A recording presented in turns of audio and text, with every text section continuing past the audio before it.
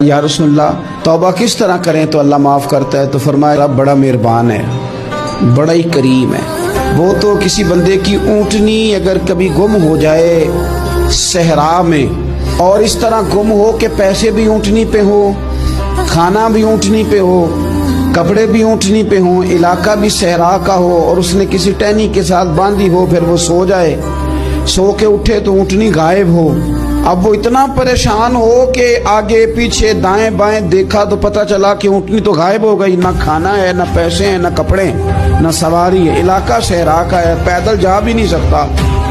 تو فرمایا جس طرح وہ بیٹھ کر موت کا انتظار کرنے لگتا ہے، اور وہ منتظر تھا کہ اب موت ہی آئے گی، اب کوئی اور سہارا نہیں۔ فرمایا اچانک اگر اونٹنی سامنے آ جائے تو اسے کتنی خوشی ہوگی؟ یا رسول اللہ اسے تو بڑی خوشی ہوگی۔ فرمایا جب رب کا بندہ توبہ کرتا ہے تو اللہ کو اس سے بھی بڑھ کر خوشی ہوتی ہے۔